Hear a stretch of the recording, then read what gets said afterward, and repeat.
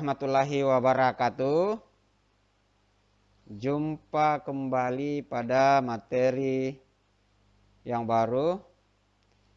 Ya, pertemuan yang lalu, pada video yang lalu kita sudah membahas tentang mikrokontroler.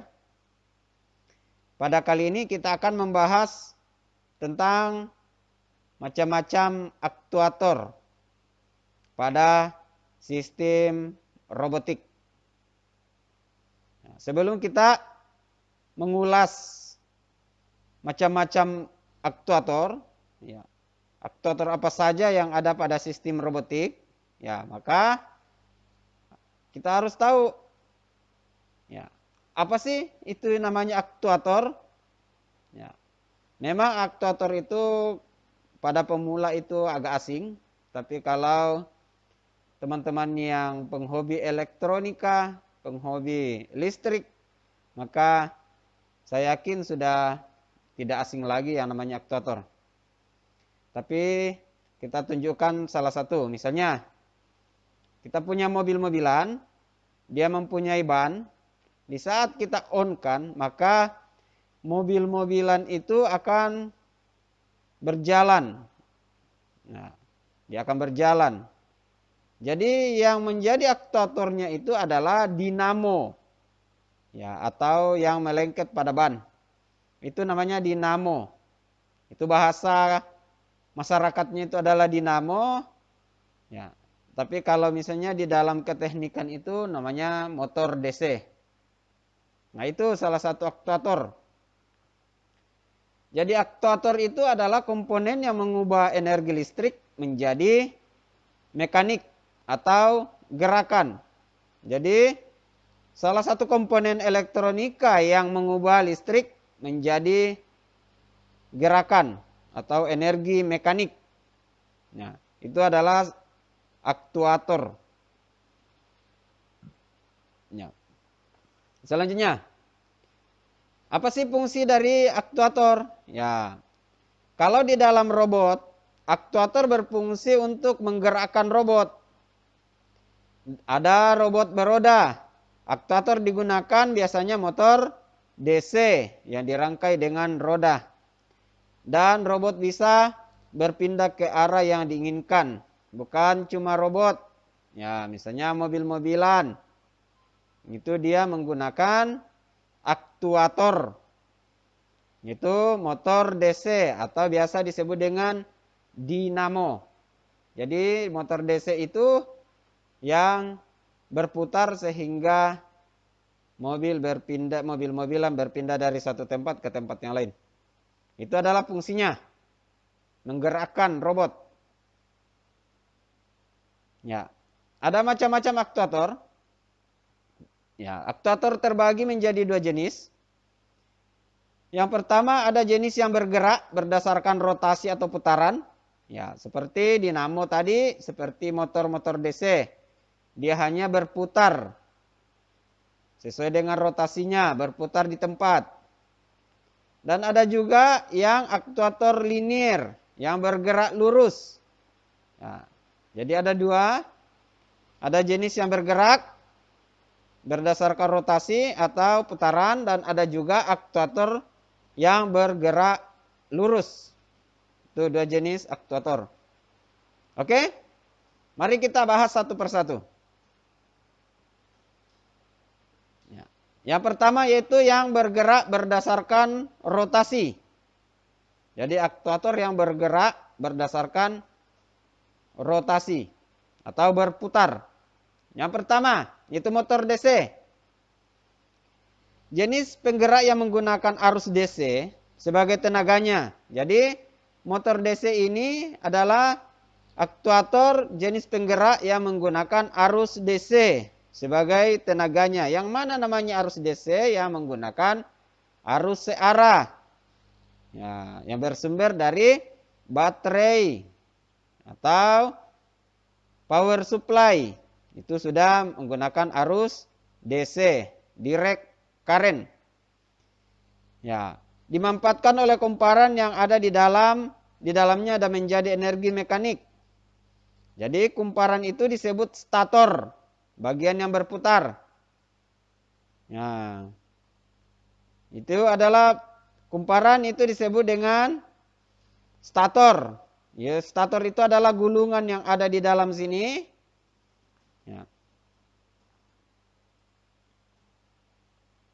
Ya, gulungan yang ada di dalam motor DC ini dan yang berputar di sini adalah namanya rotor. Jadi motor DC itu adalah jenis penggerak atau komponen elektronika yang memanfaatkan arus DC sebagai powernya. Jadi di sini disambung arusnya, arus DC. Ya, itu arus DC. Jadi kita sambung satu di sini kabel, satu kabel untuk kabel power, maka dia akan berputar pada rotornya ini akan berputar. Untuk lebih jelasnya nanti sistem kerja daripada motor-motor DC, AC dan motor yang lain, ya kita bahas pada video selanjutnya. Oke, motor DC. Lanjut. Ya. Yang kedua adalah gear motor DC. Motor ini adalah pengembangan daripada motor DC. Yang membedakan ya adanya penambahan gear pada motor. Ya. Jadi gearnya ini berfungsi untuk menambah torsi atau tenaga pada motor. Dan juga dipergunakan untuk menambah kecepatan. Ya, jadi kalau misalnya tidak menggunakan gear pada motor DC, maka kecepatan yang dihasilkan itu continue, itu tidak berubah-berubah sesuai dengan arah putaran di dalam, sesuai dengan tenaga yang diberikan. Tapi kalau kita menggunakan gear motor DC, jadi perputaran daripada rotor ini bisa kita atur, apa kita perlambat atau percepat. Itu namanya gear motor DC. Ya, pada intinya motor DC tapi kita tambahkan gearbox. Ya, itu. Oke, lanjut. Ada yang ketiga pada yang ketiga adalah motor servo. Ya, ini juga pengembangan dari motor servo. Ya. Dan sudah memiliki gear, cuma beda dari motor servo, bisa diatur kecepatan karena dia sudah mempunyai rangkaian pengatur kecepatan. Ya. Karena dia sudah mempunyai rangkaian pengatur kecepatan, maka di dalamnya ini terdapat potensiometer dan drive motor. Ya. Tuh. Jadi kita atur kecepatannya, bisa diatur kecepatan daripada perputaran motor ini. Ya, namanya motor servo. Ya. Ya, di dalamnya terdapat potensiometer dan driver motor sehingga bisa diatur dengan derajat. Ya.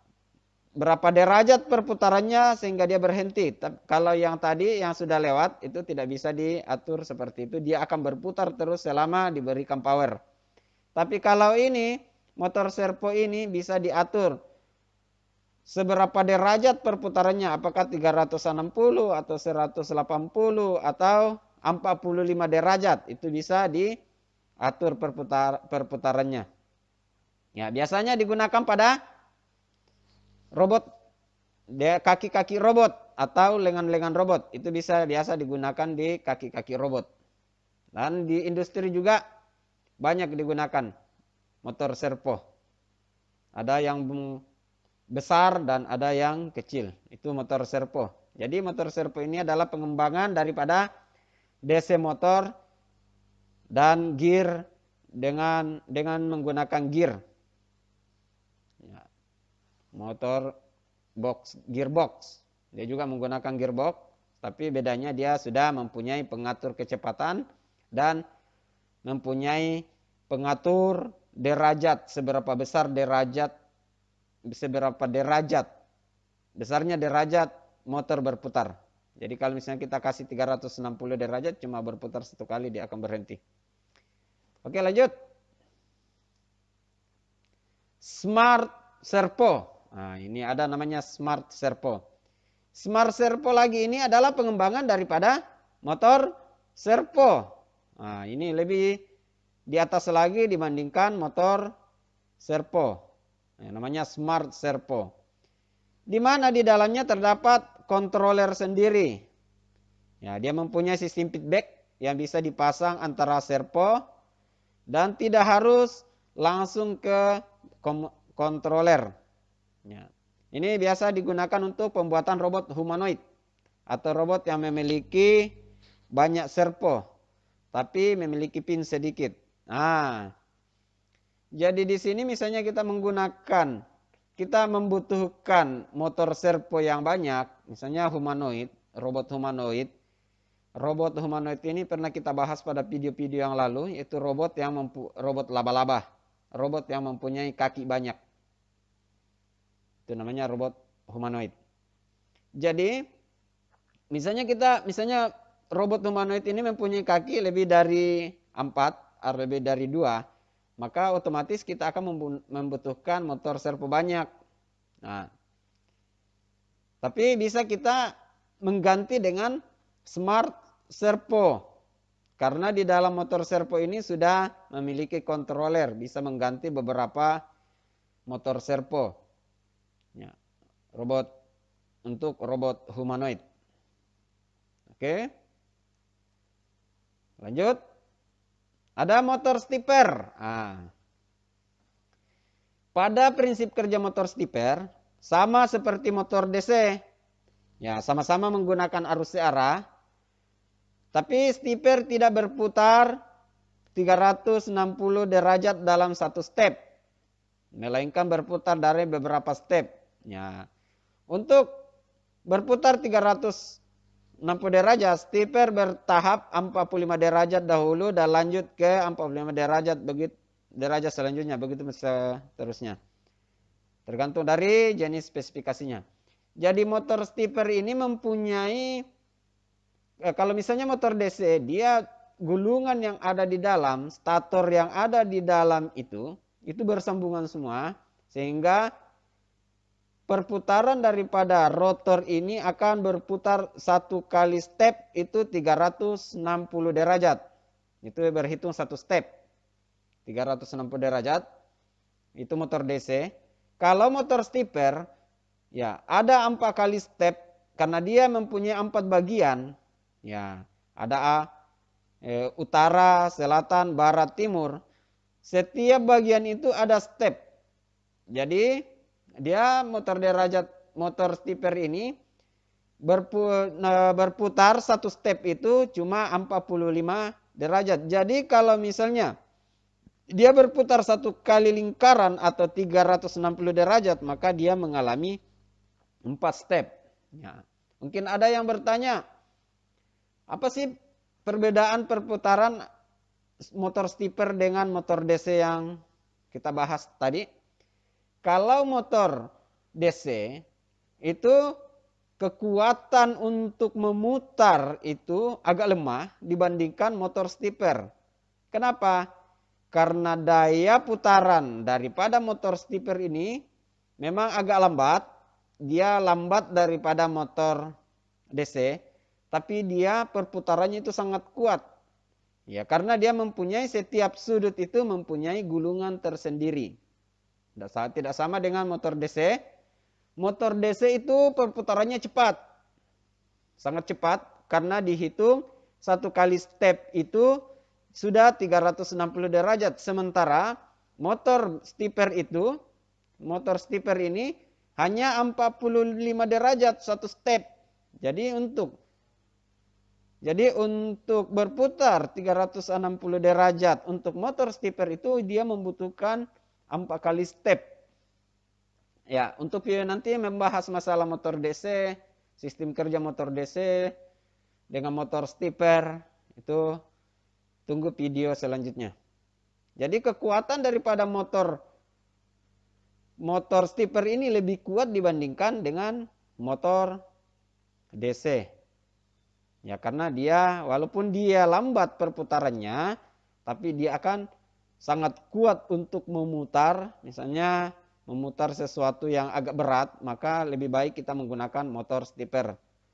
Kecuali kalau misalnya kita mau membuat sebuah rangkaian yang perputarannya harus cepat, maka jangan menggunakan motor stepper, karena motor stepper itu agak lambat perputaran, tergantung dari jenis dan spesifikasinya. Ada yang 45 derajat stepnya, ada yang lebih, misalnya di dalam satu motor stepper ini ada berapa bagian, 8 bagian, berarti ya stepnya itu dihitung dari berapa kali step.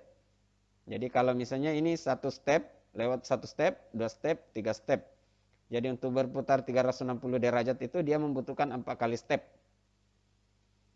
Dan sama kalau motor DC itu 360 derajat itu sudah hanya satu kali step. Makanya dia cepat perputarannya. Begitu. Nanti kita bahas tentang sistem kerja daripada motor stepper pada video-video selanjutnya. Oke, lanjut. Ada motor gear motor stepper. Ini pengembangan daripada motor stepper. Jadi fungsi daripada motor stepper ini, gear motor stepper ini, ya untuk ya sama tadi untuk motor DC, untuk menambah torsi atau tenaga pada motor. Ya, itu fungsinya gearbox. Jadi motor stepper juga mempunyai gearbox. Ya, itu gear motor stepper itu pengembangan daripada motor stepper tadi ini.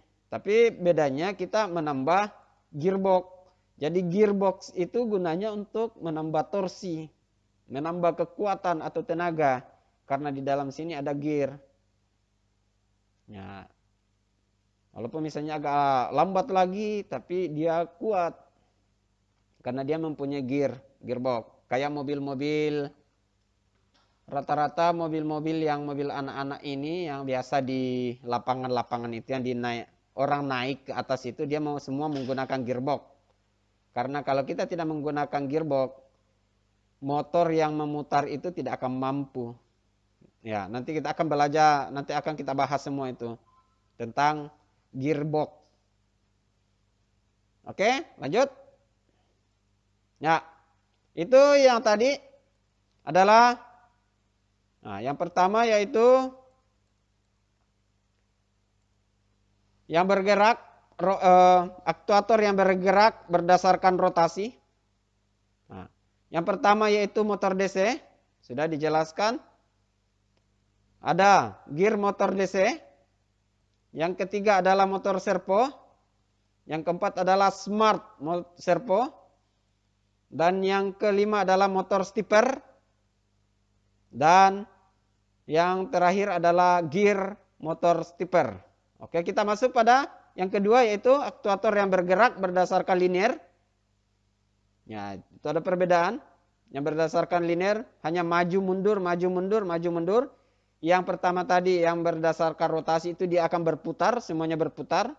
Kalau yang kita bahas ini adalah aktuator yang maju mundur, maju mundur. Yang pertama yaitu linear aktuator. Ya, sesuai namanya gerakan linear aktuator adalah jenis motor DC yang bergerak linear atau maju mundur. Gerakan maju mundur tersebut dapat dari hasil perpindahan dari roda gigi dengan motor DC rotari. Nah, jadi di dalam sini ini akan maju mundur karena di sini ada motor DC.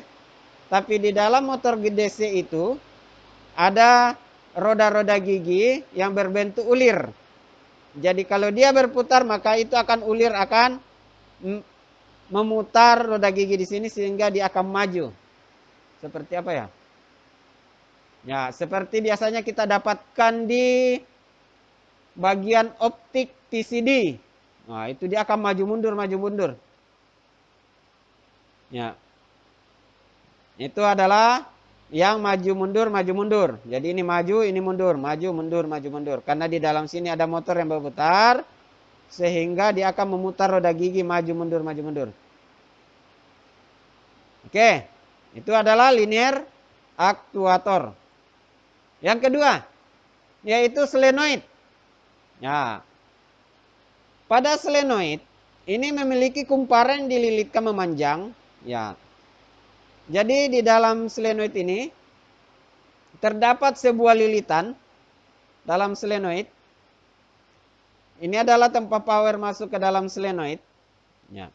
Solenoid ini menggunakan semacam motor DC, adalah stator. Ya. Jadi di dalam motor solenoid ini dia seperti sistem kerja daripada magnet. Nah, jadi di saat dialirkan listrik di dalam solenoid pada statornya solenoid, maka ada plat besi di sini. Jadi di dalam sini ada, karena sistem kerja daripada listrik, apabila sebuah lilitan dialiri listrik, maka dia akan menghasilkan magnet sehingga mendorong plat yang ada pada solenoid. Nah, begitu. Di saat mendorong plat, karena seperti pembahasan fisika waktu dulu-dulu, apabila kutub utara bertemu dengan kutub utara, maka ada terjadi tolakan. Jadi di dalam ini seperti itu. Jadi misalnya di sini ada energi listrik dialirkan ke dalam solenoid, maka di dalam solenoid itu terjadi proses kemagnetan. Kemagnetan itulah yang mendorong plat ke sini sehingga solenoid ini akan keluar. Ya, begitu. Nantilah kita, mudah-mudahan ada waktu kita bahas lebih dalam lagi. Ya, biasanya digunakan solenoid ini digunakan pada pengunci pintu rumah otomatis. Ya. Grendelnya, bahasa masyarakatnya itu adalah grendel. Jadi ini akan dipakai untuk mengunci.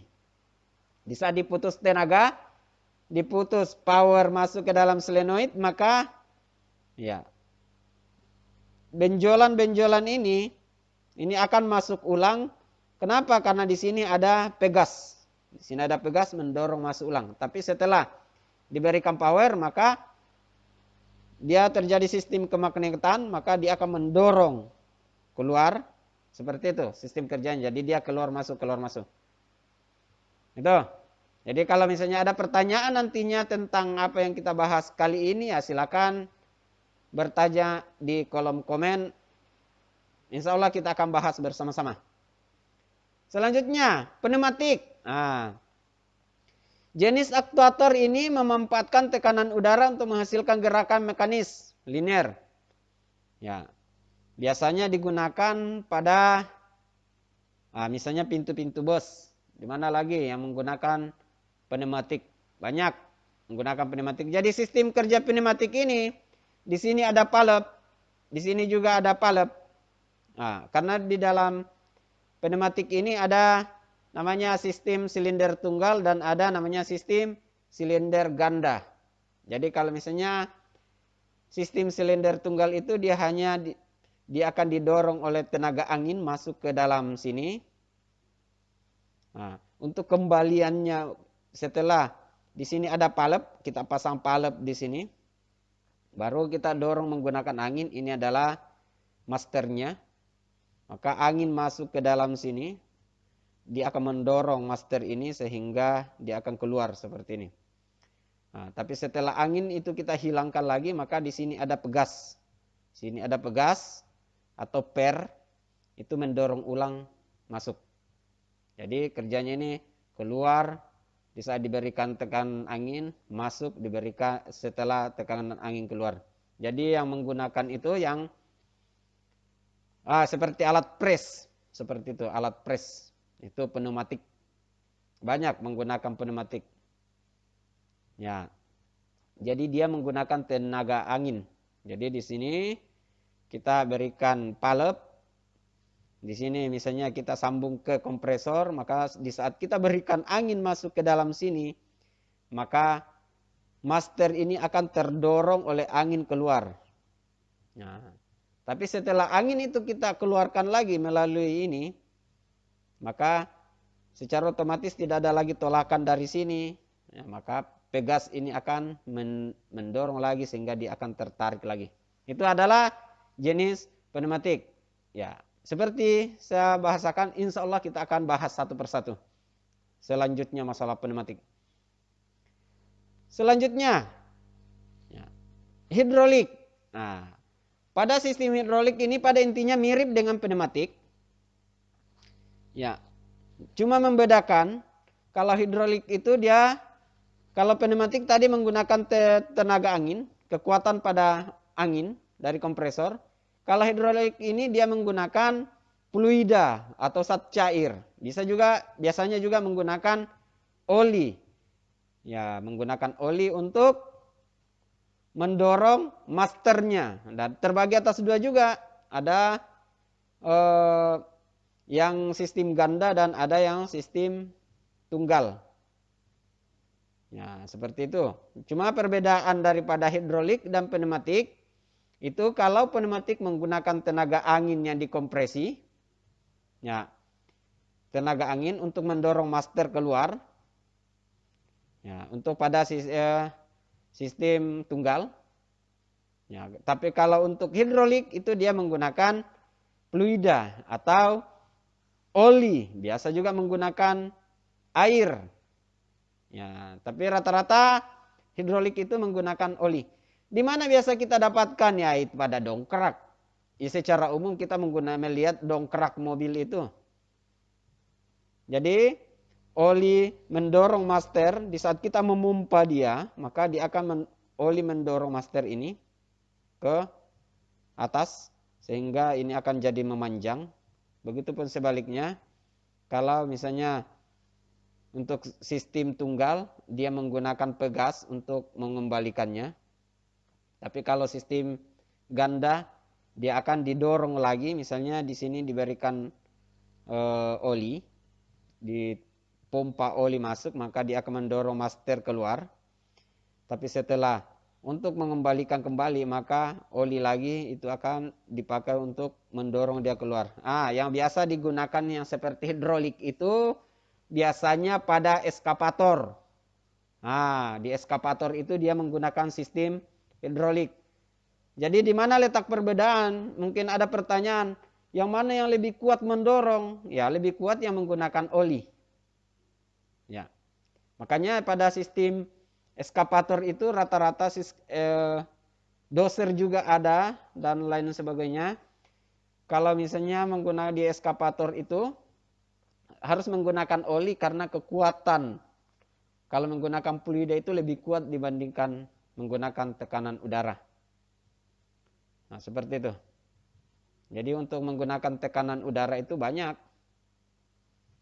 Ya, nanti kita lihat semua di mana pengaplikasian daripada pneumatik, di mana pengaplikasian daripada hidrolik. Oke? Jadi itu adalah macam-macam aktuator dan masih banyak aktuator-aktuator yang lain. Ya, masih banyak aktuator-aktuator yang sejenisnya, tapi hanya ini yang bisa kita bahas ini untuk durasi. Oke, terima kasih. Thank you. Ya, thank you. Demikian perjumpaan kita, pembahasan kita tentang aktuator, baik aktuator yang berputar menurut rotasi maupun aktuator yang maju mundur. Ya, yang satu arah.